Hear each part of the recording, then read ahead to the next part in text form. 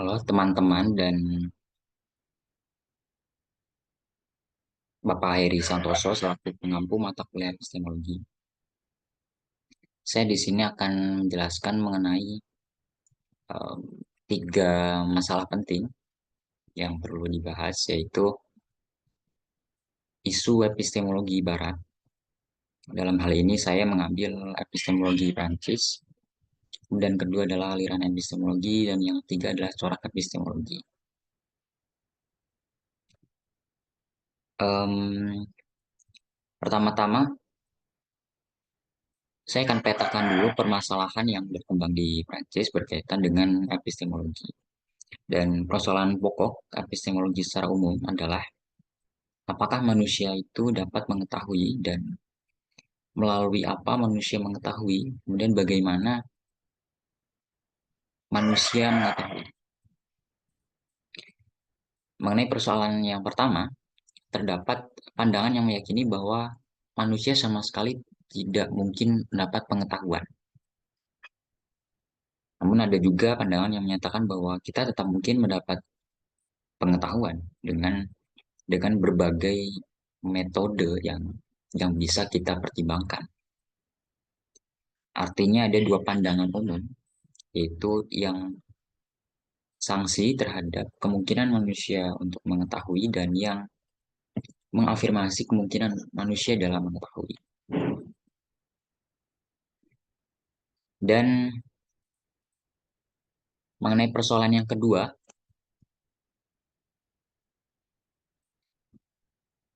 yaitu melalui apa manusia dapat mengetahui dan bagaimana manusia mengetahui, kita dapat eksplorasi pandangan dari para filsuf mengenai hal ini, yaitu para filsuf yang meyakini bahwa rasio kita adalah satu-satunya fakultas mental yang dapat dipertanggungjawabkan dalam kaitannya dengan proses mengetahui, hingga para filsuf yang menyatakan bahwa pengetahuan kita adalah buah dari struktur kekuasaan yang melingkupi kehidupan kita sebagai manusia. Dan oke, pertama-tama saya akan menjelaskan perihal rasionalisme yang merupakan salah satu aliran epistemologi yang berkembang di Prancis. Dan filsuf yang cukup representatif adalah Descartes. Di sini ada dua hal yang bisa kita perhatikan berkaitan dengan pandangan Descartes, yaitu metode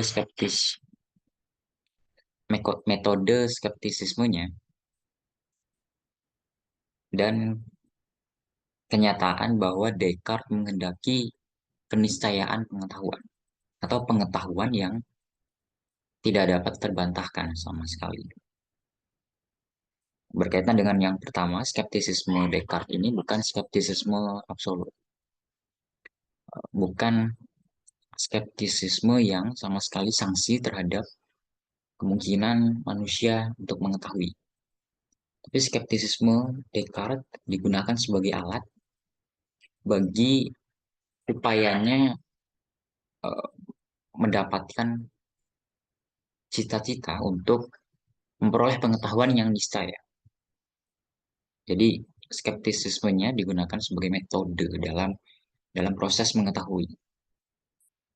Yang pertama, kita mestinya meragukan segala sesuatu di luar kita, di luar diri kita. Bahkan apa yang melekat pada diri kita, bahkan beberapa hal yang kita anggap penting pada diri kita juga bisa kita ragukan. Descartes meragukan kenyataan bahwa kita saat ini tidak sedang bermimpi. Descartes meragukan bahwa kita tidak bisa memastikan bahwa kita sedang tidak bermimpi. Bisa saja ada dalam bahasa Descartes roh jahat atau setan jahat yang membisiki manusia untuk meyakini bahwa kita saat ini atau saya saat ini yang sedang menjelaskan eh, sebuah presentasi di sini itu nyata. Nah, dan Descartes ingin mencari cara bagaimana pengetahuan yang muncul pada diri kita itu em, sampai pada titik yang tidak terbantahkan. Dan analoginya kira-kira adalah seperti kita memisahkan apel busuk ya dari keranjang yang di keranjang itu banyak berisi apel-apel lain yang tidak busuk gitu. Sehingga dengan satu persatu kita mengeluarkan apel busuk dari keranjang itu, kita pada akhirnya bisa memastikan bahwa eh, apel yang ada dalam keranjang itu hanyalah apel yang tidak busuk. Nah, itu adalah sedikit gambaran mengenai epistemologi rasionalisme. Kemudian kita beranjak pada positivisme, kita beranjak pada satu abad setelahnya yaitu positivisme Comte. Positivisme maksud saya. Karena adalah salah satu orang yang cukup representatif eh, berkaitan dengan positivisme, berkaitan dengan aliran ini. Menurut dia, melalui eksperimen dan observasilah manusia bisa mengetahui hanya itu saja. Dan karena itu, oke, Kom memang menganggap bahwa pengetahuan manusia bisa mendapat pengetahuan, bisa memperoleh jenis pengetahuan lain, seni, agama, filsafat, ilmu. Tapi Kom menganggap bahwa hanya ilmu yang bisa dipercaya. Nah, hanya ilmu yang merupakan jenis pengetahuan yang valid.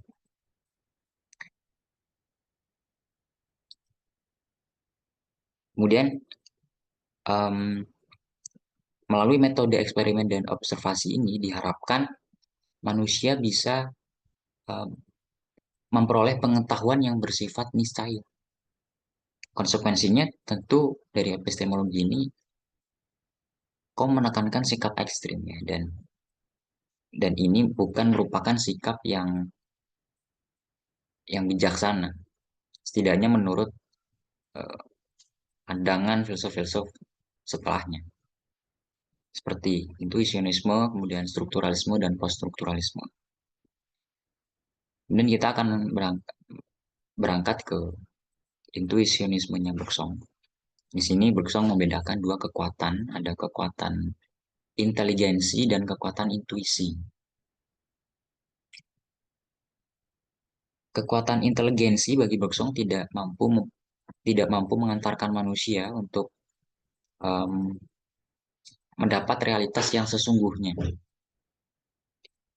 Hanya melalui intuisi kita bisa memperoleh realitas hidup yang sesungguhnya. Karena akal budi kita atau inteligensi kita itu dengan konsep kita membekukan realitas dan dengan analisis kita memotong-motong objek. Dan itu terbatas kemampuan akal budi kita dalam memahami realitas secara utuh. Melalui intuisi kita bisa melalui intuisi dan sebelumnya kita menceburkan diri langsung um, pada realitas, kita bisa memahami realitas hidup yang sesungguhnya. Nah, kemudian kita akan beranjak pada strukturalisme. Strukturalisme ini menyatakan bahwa manusia hidup di dalam struktur, baik struktur sosial maupun struktur bahasa. Gitu. Menurut strukturalisme, dalam hal ini saya tidak mengambil pandangan salah satu filsuf, tapi akan menjelaskan pengertiannya secara umum.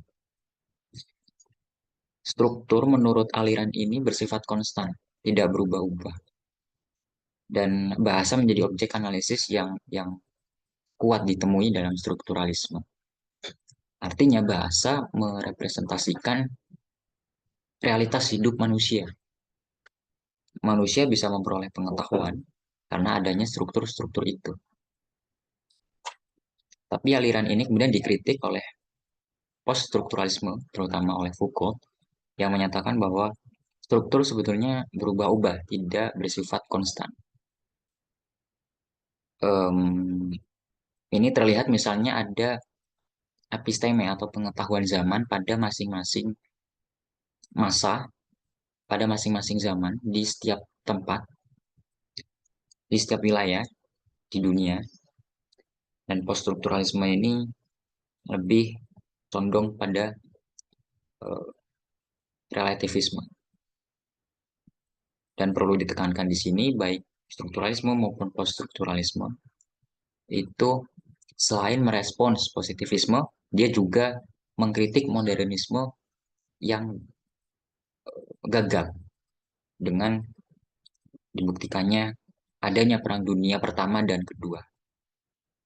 Kemudian corak kita beralih pada corak epistemologi. Jadi di sini ditemukan 4 corak. Corak pertama, epistemologi Prancis, itu bersifat responsif. Terlihat pada masing-masing aliran itu saling merespons satu, satu sama lain.